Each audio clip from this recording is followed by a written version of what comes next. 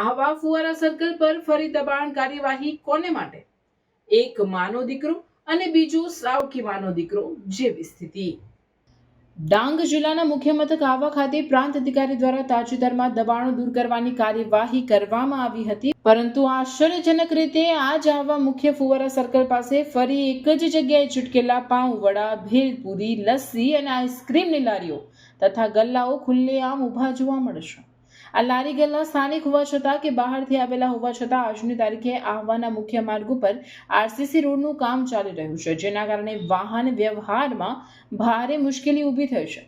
રસ્તા પર કામ, ધૂળ, મશીનરી અને ટ્રાફિક વચ્ચે લારી ગલ્લાઓના કારણે લોકો અને વાહન ચાલકોને ભારે હાલાકી ભોગવવી પડી રહી છે. પ્રશ્ન ઊભો થાય છે કે આ લારી ગલ્લાઓ પર કાર્યવાહી કોણ કરશે? શું દબાણ દૂર કરવાની કાર્યવાહી માત્ર પસંદગીના લોકો માટે જ છે?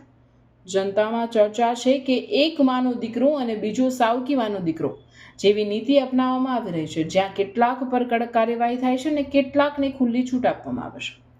સ્થાનિક નાગરિકોની માંગ છે કે આવા મુખ્ય માર્ગ અને ફુવારા સર્કલ વિસ્તારમાંથી તમામ ગેરકાયદેસર દબાણો તાત્કાલિક દૂર કરવામાં આવે અને ટ્રાફિક તથા જાહેર સલામતી માટે કડક પગલાં લેવામાં આવે. જો સમયસર કાર્યવાહી નહીં થાય તો જનતા દ્વારા ઉગ્ર વિરોધ કરવા અને રસ્તો રોકો આંદોલન કરવાની તજવીજ હાથ ધરવામાં આવશે એવી લોકોમાં ચર્ચાનો વિષય બની ગયો છે. રિપોર્ટર રમેશ મહાલા, ડાંગ.